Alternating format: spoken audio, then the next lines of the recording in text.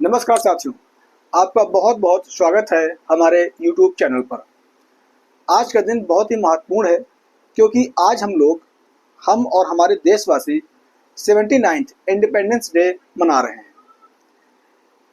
ये ये जो एक उत्सव है, ये जो एक त्योहार है, ये एक पराकाष्ठा है। ये कोई ऐसे हमें प्राप्त नहीं हुई है। हम लोगों ने आज़ादी की लड़ाई को हमने ऐसे नहीं आज़ादी प्राप्त कर ली है कि बस हमने उठ खड़ के अंग्रेजों को भगा दिया और हमने देश की आज़ादी को प्राप्त कर लिया। आज हिमालय से लेकर के अब बात करें कि हिंद महासागर तक से प्लस अरब सागर से लेकर के बंगाल की खाड़ी तक चारों तरफ आज के दिन सिर्फ एक ही गूंज दौड़ रही है, एक ही गूंज विद्यमान है भारत के अंदर कि जन गण मन अधिनायक जय है, भारत भाग्य विधाता। यानी कि भारत माता की जय हो, जनगण की जय हो, हमारे उन वीर सपूतों की जय हो जिन्होंने आज़ादी की लड़ाई में, आज़ादी के संघर्ष में, जिन्होंने न केवल अपना बलिदान दिया बल्कि उन्होंने अपने पीछे क्या क्या नहीं सही। उन्होंने यातनाएं सही, भूखे रहे, प्यासे रहे, परिवार का साथ छोड़ दिया, माँ बाप का साथ छोड़ दिया। किसके लिए? सिर्फ देश की आज़ादी के लिए, हमारी भारत भूमि की रक्षा के लिए, भारत भूमि की आज़ाद कराने के लिए हम लोगों ने, यानी कि हमारे जो फ्रीडम फाइटर्स हैं, जो हमारे मतलब कि जो हीरो हैं, जो हमारे नायक हैं राष्ट्रीय आंदोलन के, उनके लिए। साथ ही साथ आज के दिन इसलिए महत्वपूर्ण है कि आज के दिन हम लोग उनको याद करते हैं और याद करने के साथ साथ उनसे हम सीखते हैं कि जीवन में हम अपने देश को हम कैसे आगे बढ़ाएंगे, देश को हम किस ओर ले जाएंगे। क्योंकि उनसे हम यही सीखने की कोशिश करेंगे कि देश में कैसे शांति बनी रहे, देश कैसे तरक्की करे, देश कैसे आगे बढ़े, चाहे वो साइंस और टेक्नोलॉजी के क्षेत्र में आगे बढ़े, चाहे वो कंप्यूटर्स के मामले में आगे बढ़े, चाहे वो इकोनॉमिक पर्पज से देश आगे कैसे बढ़े, चाहे गरीबी कैसे कम हो, चाहे भुखमरी कैसे कम हो भारत में, चाहे जो रूरल डेवलपमेंट है उसको कैसे आगे बढ़ाया जा सकता है, करप्शन कैसे खत्म किया जा सकता है, भारत की जो एकता और अखंडता है, जो अछूतता है, इसको कैसे बरकरार रखा जा सकता है। प्लस हम ये भी सीखने की कोशिश करते हैं कि जब कोई हमारे कोई विदेशी ताकत हमला करती है, चाहे वो युद्ध के माध्यम से हो, चाहे वो अपनी बात को मनवाने के माध्यम से हो, हम कैसे उसको डिफेंड कर सकते हैं, हम ये भी सीखने की कोशिश करते हैं। क्योंकि जो हमारे फ्रीडम फाइटर्स थे वो किससे लड़ रहे थे? वो एक बाहरी शक्ति से लड़ रहे थे, यानी कि फॉरेन जो पावर थी उससे लड़ रहे थे, ब्रिटिशर्स से लड़ रहे थे वो। और वो लड़ते लड़ते लगभग 190 साल, यानी कि जो हमारे फ्रीडम फाइटर्स हैं उन्होंने 1757 से लेकर के 1947 तक एक लंबी जर्नी संघर्ष किया, एक लंबी यात्रा संघर्ष मतलब कि यात्रा की, जिसमें उन्होंने संघर्ष किया, बलिदान दिया। न कि उन्होंने बलिदान दिया बल्कि उन्होंने देशवासियों को एकजुट किया, एकता के सूत्र में पिरोया, ताकि जब तक हमारे देश में एकता नहीं होगी, जब तक हमारा एक राष्ट्र नहीं बनेगा, जब तक देश के लोग अंदर अमर मिटने की मतलब कि एक इच्छा जागृत नहीं होगी, जब तक जेल भरो आंदोलन जैसी विचारधारा जब तक जड़ नहीं लगी हमारे देश में लोगों के अंदर, तब तक हम कैसे आज़ाद हो सकते हैं, तब तक हम कैसे अपने देश की आज़ादी को महसूस कर सकते हैं। तो आज उसी का दिन है, आज उसी का पर्व मनाने का मौका है। और मैं देशवासियों से, मैं देश के प्रत्येक नागरिक से कहना चाहूँगा, चाहे बुजुर्ग हो, चाहे वो यंग हो, या वो बच्चे हो, महिलाएं हो, या चाहे कोई धर्म भी हो, चाहे हिंदू हो, मुस्लिम हो, सिख हो, ईसाई हो, जैन हो, बौद्ध हो, पारसी हो, जो भी धर्म है, मैं उनसे एक ही बात कहना चाहता हूँ कि ये जो आज़ादी है ये हमें ऐसे प्राप्त नहीं हुई है। ये जो आज़ादी जो हमको मिल रही है, आज हम जो झंडारोहण कर रहे हैं, आज हम जो राष्ट्रीय गीत गा रहे हैं, स्कूलों में नाना प्रकार के कार्यक्रम हो रहे हैं, बच्चे 2-2 3-3 साल बच्चे झंडा लिए अपने गालों पर क्या कहते तिरंगे झंडे का लोगो जो लगाए घूम रहे हैं, वो ऐसे नहीं लगाए घूम रहे हैं। इसके पीछे हमने बहुत सा संघर्ष किया है, बहुत सा खून बहाया है, बहुत सा बलिदान दिया है हमने। तब आज जाकर के हम इस महाउत्सव को मना रहे हैं और महसूस कर रहे हैं कि इंडिपेंडेंस क्या होती है। भारतवासी जो आज इस मतलब कि इस अवसर का गवाह बने हैं, साक्षी बने हैं, तो हम लोगों को शपथ लेनी चाहिए, कसम खानी चाहिए कि देश में प्रदूषण न फैलाएं, देश में मतलब सांप्रदायिक हिंसा न फैलाएं, संपूर्ण सौहार्द से रहें और सिर्फ देश की तरक्की के बारे में सोचें कि देश कैसे तरक्की कर सकता है। इसी को लेकर के हमारे जो फ्रीडम फाइटर्स थे, उन्होंने यही सोचा होगा कि जब हम आज़ाद हो जाएंगे तो आज़ादी के बाद में हम लोग देश का विकास करेंगे। विकास करेंगे, कैसा विकास करेंगे कि देश का जो सबसे गरीब आदमी होगा, देश का जो सबसे गरीब आदमी होगा, वहां से स्टार्ट करेंगे हम विकास, और देश का सबसे अमीर आदमी होगा, हम वहां तक विकास को ले जाएंगे। हम विकास कैसा करेंगे? हम विकास वहां से करेंगे जो गांव, जो हमारे देश का सबसे पिछड़ा गांव हो, जहां पर रोड ना हो, जहां पर बिजली ना हो, जहां पर शुद्ध पेयजल ना हो, जहां पर स्कूल ना हो, जहां पर हॉस्पिटल ना हो, जहां पर सैनिटेशन ना हो, जहां पर एग्रीकल्चर सिस्टम अच्छा ना हो, इंफ्रास्ट्रक्चर अच्छा ना हो। हम वहां से विकास शुरू करेंगे और अपने जो सबसे विकसित शहर होगा, हम वहां तक उस यात्रा को कंप्लीट करेंगे। ऐसा हमारे फ्रीडम फाइटर्स का मानना होगा। जो आज़ादी में जितने भी हमारे फ्रीडम फाइटर्स थे, जो अपने अपने विचारधारा से अंग्रेजों के प्रति लड़ रहे थे, आज उन्हीं का समय है, आज उन्हीं का दिन है याद करने के लिए। तो आज मैं आपको कुछ इंटरेस्टिंग फैक्ट बताऊंगा आज के वीडियो के माध्यम से। आज कुछ इंपॉर्टेंट आपको मैं ऐसे घटनाएं बताऊंगा जो कहें कि भारतीय राष्ट्रीय आंदोलन में एक मील का पत्थर साबित हुई है, एक टर्निंग पॉइंट हुआ है, जहां से अंग्रेजों की जो पैर उखड़ना स्टार्ट हुए हैं। अंग्रेज समझ गया कि अब भारत में रह पाना मुश्किल है, क्योंकि भारत का नागरिक जाग चुका है, भारत का नागरिक हमारी नीतियों को समझ चुका है, भारत का नागरिक हमारी जो इकोनॉमिक जो एक्सप्लॉटेशंस है, जो सोशल एक्सप्लॉटेशंस है, जो हमारा धार्मिक एक्सप्लॉटेशंस है, उसको समझ चुका है। उनमें जो भी हमारे राष्ट्रीय नायक थे स्वतंत्रता आंदोलन के संघर्ष में, उनमें सबसे बड़ा नाम नहीं बल्कि मैं एक एक करके आपको गिनाऊंगा। सबसे पहले हम रखते हैं गांधी जी को। देखिए गांधी जी को लोग ये कहते हैं गांधी ने देश को आज़ाद कराया। देखिए गांधी जी ने देश को आज़ाद कराया, लेकिन गांधी के साथ साथ जितने भी हमारे उस समय के लीडर थे, चाहे वो सुभाष चंद्र बोस जी हो, चाहे वो जवाहरलाल नेहरू जी हो, चाहे वो डॉक्टर BR अम्बेडकर हो, चाहे वो राजगुरु हो, सुखदेव हो, चंद्रशेखर आजाद हो, भगत सिंह हो, चाहे वो बाल गंगाधर तिलक हो, लाला लाजपत राय हो, बिपिन चंद्र पॉल हो, चाहे वो JP कृपलानी हो, डॉक्टर राजेंद्र प्रसाद हो,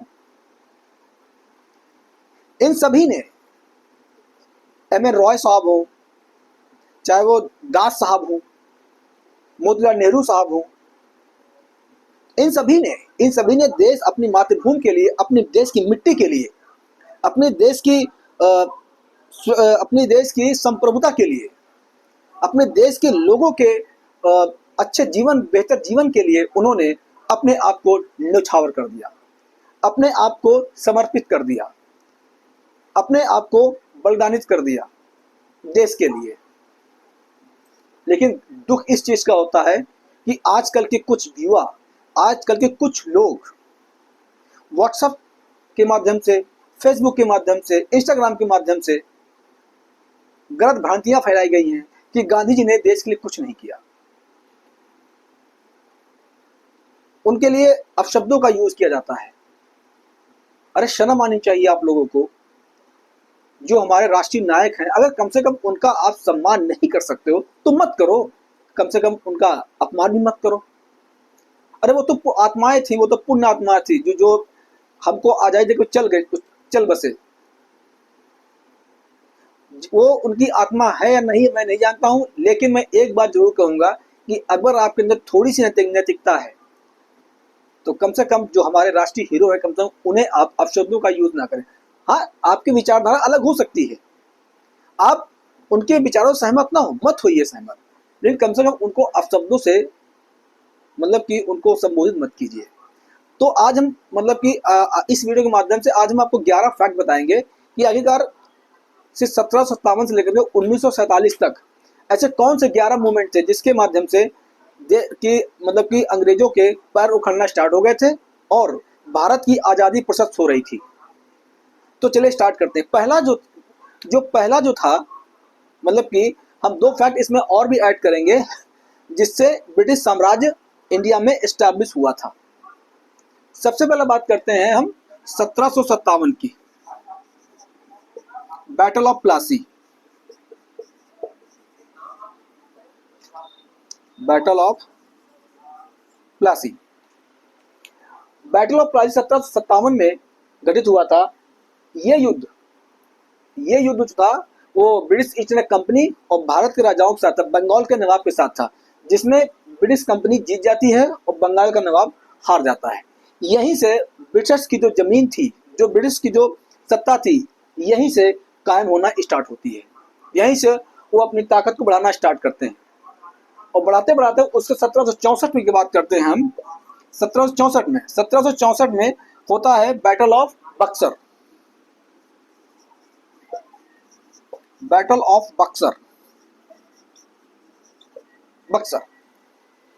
इस युद्ध में भी अंग्रेजों की जीत होती है और जो हमारे भारतीय राजा थे उनकी पराजय होती है। यहां से जो एक्चुअल जो नींव पड़ी थी अंग्रेजों की, मतलब कि इस जीत के साथ ही अंग्रेजों ने लगभग मान चलो कि पूरे भारत पर कंट्रोल करने की पॉलिसी बनाना स्टार्ट कर दिया था। क्योंकि इसमें जो मतलब मुगल एम्पायर के जो मतलब कि किंग थे, वो भी इस युद्ध में हार गए थे। शाह आलम द्वितीय वो भी इस युद्ध में हार गए थे। तो यहीं से मुगल एम्पायर जो था वो कमजोर होना स्टार्ट हुआ और यहीं से मुगल एम्पायर का पतन होना स्टार्ट हुआ। हालांकि पतन तो स्टार्ट हुआ था जब औरंगजेब की मृत्यु हुई थी, लेकिन एक्चुअल रीजन ये देता हूँ। उसके बाद में 1772 में रेगुलेटिंग एक्ट पास करते हैं, जिसमें कंपनी को प्लस भारत को कैसे हैंडल करना है, कैसे रूल करना है, उसका मार्ग प्रशस्त हुआ। उसके बाद में 1772 में, 1793 में पिट्स इंडिया एक्ट लाए, 1933 में 1813 में पिट्स इंडिया एक्ट लाए, फिर 1833 में पिट्स इंडिया एक्ट लाए, उसके बाद 1853 में पिट्स इंडिया एक्ट लाए। उसके बाद में देश में एक ऐसा माहौल बना, एक ऐसी विचारधारा विकसित हुई जिससे देशवासियों को लगा कि हम जो अंग्रेज है वो हमारे कहने की धार्मिक जो हमारी धर्म है उसमें इंटरफेयर कर रहे हैं, उसको बर्बाद कर रहे हैं। तो इसी के साथ एक धर्म के तौर पर मतलब लोग एकजुट हुए और 1857 को एक बहुत बड़ा विद्रोह हुआ, देशव्यापी विद्रोह हुआ। हालांकि इसमें साउथ इंडिया शामिल नहीं था, लेकिन ये एक कैसे मास्टर स्ट्रोक था 1857 की क्रांति। इसे हम मिलिट्री सिपाही बोलते हैं। इसको हम प्रथम स्वतंत्रता संग्राम भी बोल सकते हैं, प्रथम स्वतंत्रता संग्राम भी इसको हम कह सकते हैं। इस युद्ध से अंग्रेजों की जो नींव थी वो हिल गई, जो अंग्रेज विचारधारा थी वो हिल गई। यहाँ तक कि जो ब्रिटिश क्वीन थी वो भी इस युद्ध से वो हिल गई, उनके पैर उखड़ना स्टार्ट हुए। जिसमें कुछ ऐसे लोग थे जो उनके नाम लेना चाहूँगा, जैसे लखनऊ से लड़े थे हजरत बेगम महल। उसके बाद में कानपुर से तात्या टोपे लड़े थे, इस युद्ध में पार्टिसिपेट किया था। बिहार से कुंवर सिंह ने पार्टिसिपेट किया था। तो कहने का मतलब ये है कि इस युद्ध से ब्रिटिश को लगा कि अब लगता हमारी सत्ता है तो उखड़ने वाली, लेकिन उन्होंने किसी कारणवश कंट्रोल कर लिया। उसके बाद में जो चौथा जो इंटरेस्टिंग फैक्ट है वो है आपका 1885, यानी कि कांग्रेस की स्थापना।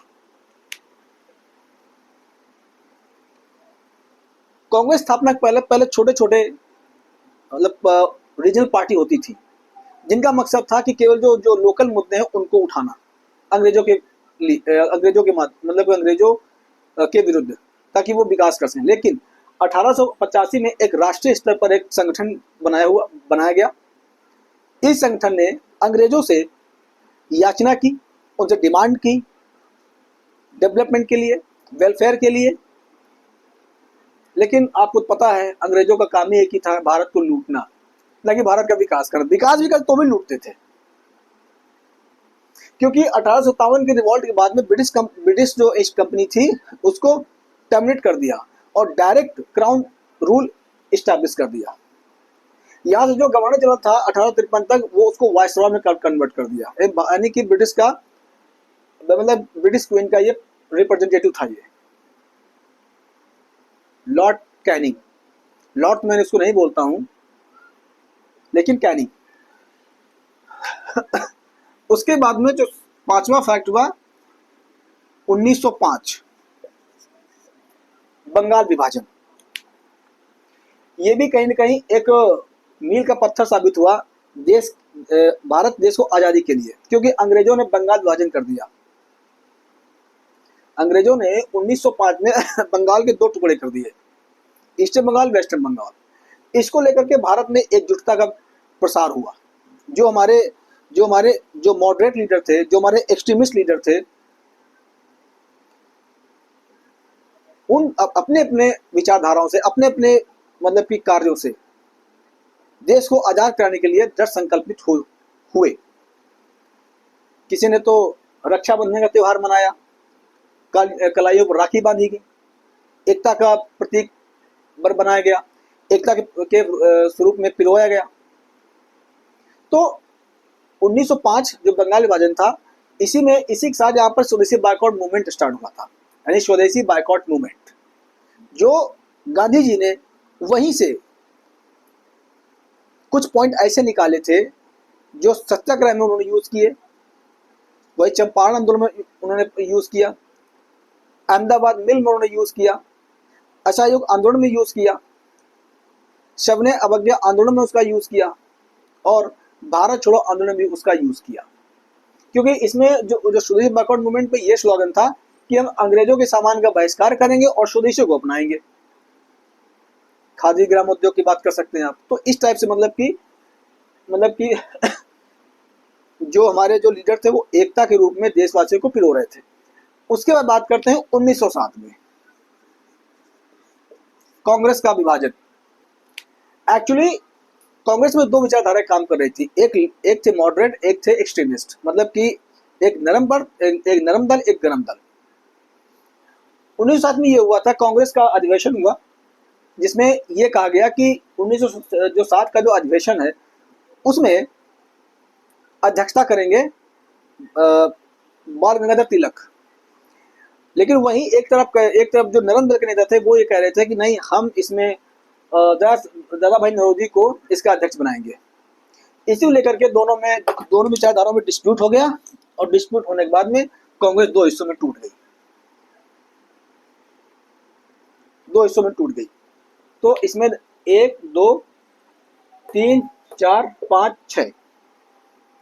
अब बात करते हैं टूट गई 1916 लखनऊ अधिवेशन। लखनऊ अधिवेशन में जो कांग्रेस के दो फाड़ हुए थे, दो हिस्से हुए थे।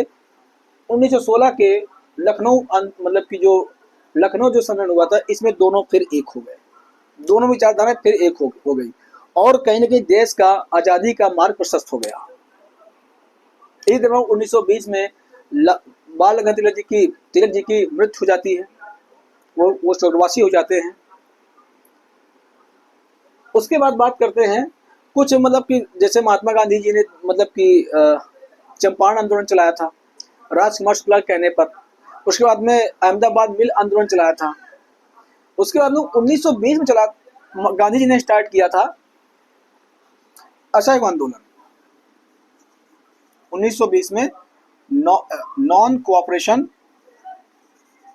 मूवमेंट। इस मूवमेंट में हिंदू और मुस्लिम दोनों ने बढ़ चढ़कर हिस्सा लिया था। दोनों ने अपने पूरी ताकत से, अपने पूरे सामर्थ्य से इस आंदोलन में भाग लिया। इस युद्ध में मतलब इस आंदोलन में यहाँ तक हो गया कि भारत इसी में मतलब इसी आंदोलन में आजाद हो जाएगा। देशवासियों को की आशा किरण जगी कि लगता है इसी आंदोलन में देश आजाद हो जाएगा, क्योंकि इसका जो नेतृत्व गांधी जी कर रहे थे। और इसमें मुस्लिम लीग भी शामिल थी, इसमें देश के मुसलमान भी शामिल था, इसमें देश का जैन भी शामिल था, इसमें सिख भी शामिल थे, बुद्ध भी शामिल थे, जैन भी शामिल थे। सभी समुदाय के लोग, सभी जाति के लोग इसमें बढ़ चढ़ के हिस्सा ले रहे थे। जेल भरी जा रही थी, लोग जेलों को अपना घर बना रहे थे। ठीक है, ले चलो जेल, हमको वहां कम खाना खिलाओगे हमको। तो 1920 में कहीं ना कहीं हमें यह दिखता है कि राष्ट्र की भावना पनपती है। राष्ट्र की भावना पनपती है। देश का प्रत्येक वर्ग, देश का प्रत्येक जाति, देश का चाहे वो मजदूर हो, चाहे वो क्या कहते हैं रिक्शा वाला हो, किसान हो, चाहे वो क्या कहते हैं कि आप मान सकते हैं चाहे वकील हो, चाहे सरकारी आदमी हो, चाहे प्राइवेट आदमी हो, चाहे जज हो, सभी मतलब सभी समुदाय ने बढ़ चढ़कर इसमें हिस्सा लिया था और स्वदेशी का सम्मान मतलब स्वदेशी को अपनाया था और विदेशी को सामान को बहिष्कार किया, उनको उसको जलाया भी।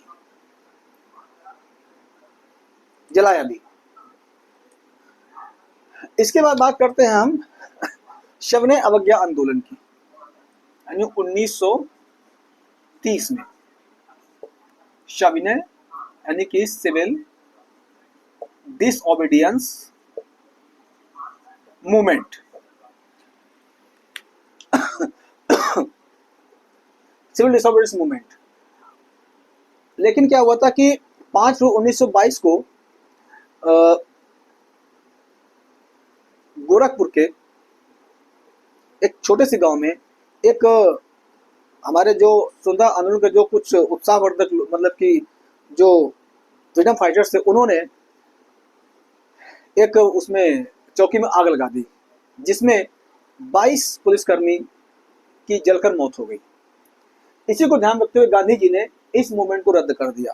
हालांकि इसको रद्द को लेकर के गांधी जी का काफी विरोध किया गया। कांग्रेस की पार्टी लीडर ने गांधी जी का विरोध किया, लेकिन गांधी जी का मानना यह था कि हम अहिंसा का समर्थन नहीं करेंगे, हम अहिंसा नहीं अपनाएंगे। क्योंकि गांधी को पता था कि अगर हमारे देश के लोगों ने अगर हिंसा का रास्ता अपनाया, अगर हिंसा के मार्ग पर चले, या अगर हिंसा का जरा सी फुट शामिल हुआ आंदोलन में, तो अंग्रेज इसको दबाने में जरा सी देर नहीं लगेंगे। क्योंकि वो तो इंटरनेशनल लेवल पर कहेंगे कि हम तो सरकार चला रहे हैं, हम तो देश का विकास करें, लेकिन ये तो मतलब कि हिंसक रूप से हमको ही, सरकार को ही उखाड़ने की बात कर रहे हैं, उखाड़ फेंकने की बात कर रहे हैं, सरकार के ही सामने चुनौती पेश कर रहे हैं, सरकार को ही मतलब कि प्रताड़ित कर रहे हैं। तो गांधी जी को पता था ये। उसके बाद बात करते हैं कि देखिए 1931 में 23 मार्च 1931 ऐसी तारीख, ऐसा साल जिसमें हमारे भारत के 3 सपूत, 3 महापुरुष, या कह सकते हैं कि 3 अवतारी पुरुष, जिनमें पहले भगत सिंह जी, राजगुरु सुखदेव जी को फांसी दी गई थी, शहीद हुए थे वो इस दिन। हालांकि गांधी जी ने 1931 में पहला राउंड टेबल कॉन्फ्रेंस में, यह हम कह सकते हैं कि जब लॉर्ड इरविन से मुलाकात की है, तो उन्होंने इसका प्रस्ताव रखा इरविन के सामने कि आप भगत सिंह की फांसी के बारे में कुछ विचार कर सकते हैं। लेकिन अंग्रेजों ने गांधी जी की एक बात नहीं मानी। गांधी जी के हर बात को उन्होंने नकार दिया, गांधी जी के हर प्रस्ताव को उन्होंने सिरे से खारिज कर दिया, और अंततः हमारे 3 महासपूतों को शहीद हो गए। उसके बाद करते हैं 1932 पूना पैक्ट, जिसे हम दिल्ली और चलो आंदोलन भी कहते हैं, दिल्ली चलो आंदोलन भी कहते हैं। इसमें क्या हुआ था, इसमें एक 1932 की बात करें तो इसमें एक अंग्रेजों ने एक और नीति फेंकी थी, एक और फूट डालो राज को नीति फेंकी थी। देखिए 1909 के जो मॉन्टेमिलो एक्ट था, उसमें उन्होंने ये किया था कि हिंदू और मुस्लिम को अलग कर दिया। यानी हिंदुओं को वोट सिर्फ हिंदू वोट दे सकते हैं, मुस्लिम रिप्रेजेंटेटिव को केवल मुस्लिम वोट दे सकते हैं। लेकिन 1932 के मूवमेंट उन्होंने क्या किया, 1932 में कम्युनल, इसे अवार्ड कहते हैं, इसमें उन्होंने ये किया कि इसमें ना हिंदू मुस्लिम तो अलग थे, इसमें साथ दलित क्लास को भी अलग करने की बात कर दी, पृथक करने की बात कर दी। इसको लेकर गांधी जी ने आमरण अनशन किया। सरदार बी आर अम्बेडकर ने इसी आंदोलन में महात्मा गांधी को धूर्त कहा था। तो देखिए वो उनकी विचारधारा थी, हम उस पर नहीं जाएंगे। हमारा मोटिव सिर्फ ये है कि दोनों की सोच एक थी, देश आजाद हो। दोनों की एक विचारधारा थी, देश आजाद हो। दोनों का मार्ग ही एक था, देश आजाद हो। वो ये बाय हुक एंड क्रूज कैसे भी होना चाहिए। तो उसके बाद बात करते हैं 1940 की बात करते हैं, अगस्त प्रस्ताव। इसमें पहली बार अंग्रेजों ने कहा 1939 में, इसके पहले मैं बात करता हूं 1939 में द्वितीय विश्व युद्ध स्टार्ट हो चुका था। हिटलर की जो हिटलरिज्म था वो पूरे लगभग पूरे यूरोप को तबाह करने तुला हुआ था। हिटलर की जो हिंसक विचारधारा थी, उससे कहने के ब्रिटिशर्स, उससे कहने की फ्रांसीसी, डच, स्पेनिश, पुर्तगालीस सभी परेशान थे, सभी भयावह थे हिटलर की एग्रेसिव पॉलिसी को लेकर के, अटैकिंग पॉलिसी को लेकर के। वो तो कहीं ना कहीं हम ये मानते हैं कि जो 1940 में जो अगस्त ऑफर आया था, जिसमें ये बात कही थी चलो ठीक है, अच्छा हम भारत को डोमिनियन स्टेटस दे देंगे। यानी भारत, इसका मतलब ये होता है, यानी डोमिनियन स्टेट्स का मतलब ये होता है कि ठीक है, भारत जो आंतरिक मामले हैं वो सरकार देखेगी, लेकिन जो बाहरी मुद्दे हैं उसे ब्रिटिश सरकार देखेगी। यानी जो आंतरिक जो मुद्दे हैं उसे जो चुनी हुई सरकार है, यानी कि जो भारत के लोकल के जनता द्वारा चुनी सरकार है वो देखेगी। लेकिन जो एक्सटर्नल मामले हैं, चाहे वो डिफेंस का हो, चाहे वो इकोनॉमी का हो, चाहे वो क्या क्या कहते हैं कि कम्युनिकेशन का हो, वो अंग्रेज देखेंगे। तो 1940 में पहली बार उन्होंने कहा कि हम डोमिनियन स्टेटस दे देंगे। लेकिन जो हमारे पटेल जी थे, जो हमारे नेहरू जी थे, गांधी जी थे, कृपलानी जी थे, पट्टाभिश्वरा रमैया जी थे, उन्होंने सिर्फ खारिज कर दिया कि हमें आप कंप्लीट इंडिपेंडेंस चाहिए, यानी कि पूर्ण स्वतंत्रता। और अगर आप हमें पूर्ण स्वतंत्रता नहीं दे सकते हो तो हम फिर से बड़ा मूवमेंट करेंगे। इसी समय क्या हुआ कि इसी समय गांधी जी ने 1942 में एक आंदोलन स्टार्ट कर दिया जिसे बोलते हैं क्विट इंडिया मूवमेंट, यानी कि क्विट इंडिया मूवमेंट, यानी भारत छोड़ो आंदोलन। अब गांधी जी ने और जो कांग्रेस पार्टी ने साफ देशवासियों कह दिया कि अब करो या मरो, यानी तुम्हारे पास लास्ट मौका है, या तो अंग्रेजों को मार भगा दो या तो खुद मर जाओ, या तो अंग्रेजों से सत्ता छीन लो या इनको भगा दो, या तो खुद मर जाओ। ये आपको लास्ट मौका दे रहा हूं, ये आपको लास्ट मौका है अंग्रेजों को भगाने का, अंग्रेजों को भारत से खदेड़ने का। लेकिन इसी समय गांधी को गिरफ्तार कर लिया जाता है, जितने भी कांग्रेस के बड़े बड़े नेता लीडर थे उनको अरेस्ट कर लिया जाता है, और ये जो क्विट इंडिया मूवमेंट है ये अनगाइडेंस हो जाता है, अनगाइडलाइंस हो जाता है। लेकिन फिर भी अंदरूनी रूप से कुछ जो हमारे लीडर थे, जिसमें जयप्रकाश नारायण थे, राम मनोहर लोहिया जी थे, ये लोग अंदर ही अंदर इस मूवमेंट को की क्रांति को, एक आग को, एक स्पार्किंग को हवा दे रहे थे, हवा दे ही रहे थे कि किसी न किसी कारण से अब अंग्रेजों को भगाना है भारत से। एक ही सपना था, एक ही लक्ष्य था, एक ही उद्देश्य था कि भारत में अंग्रेजों को भगाना है भारत से। और जैसे ही ये मूवमेंट स्टार्ट हुआ, अंग्रेजों की नींव हिल गई। अंग्रेजों को लगा कि लगता हम भारत गया हमसे। अब उस तरफ जापान भी कहीं ना कहीं अटैक कर रहा था, जापान भी मणिपुर तक आ गया था, जापान का कब्जा चीन पर था, जापान का कब्जा नॉर्थ कोरिया पर हो गया था। तो इधर से कहीं ना कहीं, उधर से यूरोप से हिटलर अटैक कर रहा था, इधर से जापान अटैक कर रहा था। तो इस तरह से क्या हुआ कि अंग्रेज और डर गए कि ऐसा ना हो कि भारत हम तो जापान के पार में चला जाए, ये भी चिंता सता रही थी। इसी के बाद में क्या हुआ कि 1942 में आता है क्रिप्स मिशन, आता है क्रिप्स प्रस्ताव आता है। इसमें फिर एक बार ये बात की जाती है कि हम भारत को डोमिनेंट स्टेटस देंगे, भारत को आज़ादी हम देंगे, लेकिन कब देंगे ये नहीं था उद्देश्य, मतलब उसमें मेंशन नहीं था। एक बार फिर हमारे जो देश के राष्ट्रीय हीरो थे, जो हमारे मतलब कि जो हमारे जो स्वतंत्रता सेनानी थे, एक बार फिर इस प्रस्ताव का बहिष्कार किया, टोटली बहिष्कार कर दिया कि नहीं नहीं, हम अब हमको डोमिनेंट स्टेटस नहीं चाहिए, हमको कंप्लीट इंडिपेंडेंस दो, बोलो तो हाँ कि हाँ देंगे तो साथ देंगे आपका, अगर नहीं बोलोगे तो नहीं देंगे साथ आपका, और हमें अब पूर्ण आज़ादी चाहिए, अगर नहीं दोगे तो छीन लेंगे अब।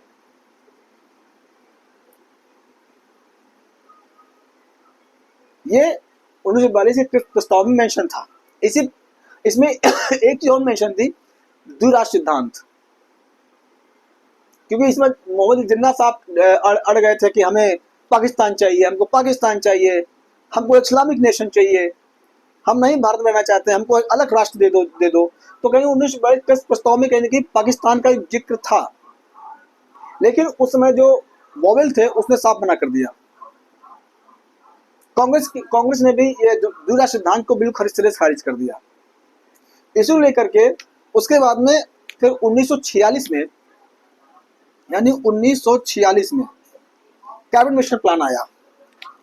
कैबिनेट मिशन प्लान आया, इसका उद्देश्य ये था कि भारत में एक संविधान बने, एक राष्ट्रीय पंचायत बने, और भारत को एक जिम्मेदार लोगों के हाथ में सत्ता सौंप के हम यहाँ से चलें, हम यहाँ से जाएं। ये प्रस्ताव इसमें कैबिनेट मिशन प्लान में था, मेंशन था, ये चीज मेंशन थी कि ठीक है अब हमको सत्ता सौंपेंगे, ठीक है हम भारत को आज़ाद कर देंगे। यानी 30 जनवरी 1948 को अंग्रेजों ने यह तय कर दिया था कि भारत को आज़ाद करेंगे, 30 जून 1948 को आज़ाद करें, हम यहाँ से चले जाएंगे, अपना बोरी बिस्तर उठा के चल देंगे। लेकिन कुछ ऐसा हुआ जिसकी किसी ने कल्पना नहीं की थी,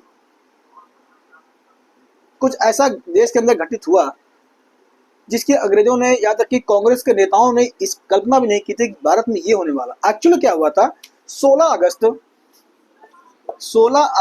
1946 को मुस्लिम लीग ने डायरेक्ट एक्शन डे मनाया, डायरेक्ट एक्शन डे।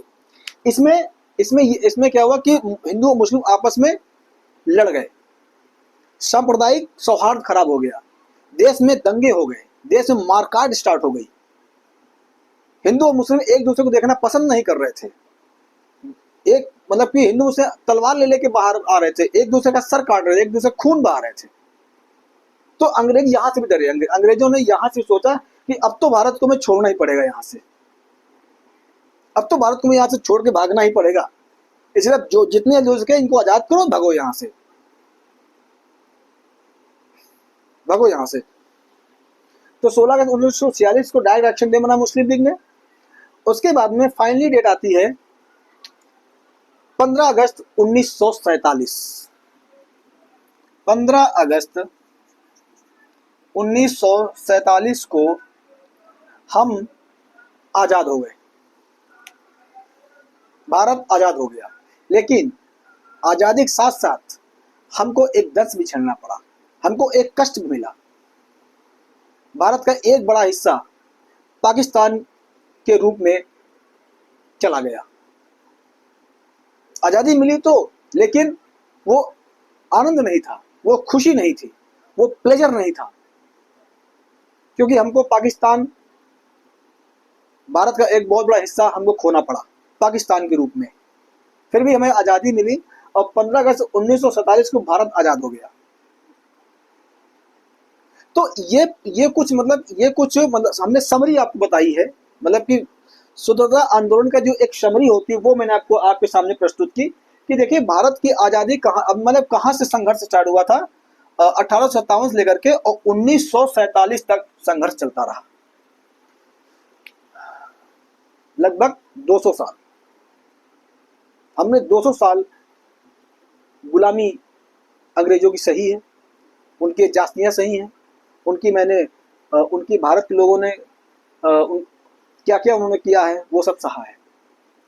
तो आज के वीडियो के माध्यम से हम सिर्फ यही आपको संदेश देना चाहेंगे कि देखिए देश में चाहे किसी भी पार्टी की सरकार हो, देश में चाहे कोई प्रधानमंत्री बने, लेकिन देश एक रहना चाहिए। देश की जो जो सॉवरेनिटी है, जो संप्रभुता है, जो लोकतंत्र है, जो संविधान है, वो रहना चाहिए, जिंदा रहना चाहिए। अटल बिहारी वाजपेयी कहा करते थे, जो पूर्व प्रधानमंत्री थे, उन्होंने यही कहा था, सरकारें आएंगी जाएंगी, सरकारें बनेंगी बिगड़ेंगी, लेकिन देश रहना चाहिए, देश का संविधान रहना चाहिए, देश का लोकतंत्र जिंदा रहना चाहिए। अगर लोकतंत्र, संविधान और संप्रभुता चली गई तो फिर आप समझदार हैं कि अंग्रेजों ने क्या किया था हमारे साथ में। इसीलिए भारत को चाहे हिंदू हो, चाहे मुस्लिम हो, चाहे कोई भी धर्म हो, कोई भी जाति हो, उसका सिर्फ एक मकसद होना चाहिए कि राष्ट्र की एकता और अखंडता। राष्ट्र का एक सिंबल होना चाहिए, जनगण मन। देश की एक ही गान होना चाहिए, वंदे मातरम। देश का एक ही सपना होना चाहिए, राष्ट्र राष्ट्र राष्ट्र सर्वोपरि। देश की एक ही कीर्ति होनी चाहिए, राष्ट्र सर्वोपरि। कि राष्ट्र बड़ा कुछ नहीं, राष्ट्र है तो हम हैं, राष्ट्र है तो हम भी नहीं है। इसे राष्ट्र रहना चाहिए, भारत रहना चाहिए। और एक एक एक एक समृद्धशाली भारत को बनाने के लिए, एक विश्वगुरु भारत को बनाने के लिए हमें एजुकेशन पर वर्क करना चाहिए, हमको हेल्थ पे काम करना चाहिए, हमको इंफ्रास्ट्रक्चर काम करना चाहिए। जो भी हमारी यूनिवर्सिटीज है, जो भी हमारे कॉलेजेस हैं, उनको बेहतर सुविधा उनको मिलनी चाहिए। जो देश के ग्रामीण स्कूल हैं, उनमें बहुत अच्छा इंफ्रास्ट्रक्चर देना चाहिए, उनकी जो क्वालिटी एजुकेशन है उस पर फोकस करना चाहिए।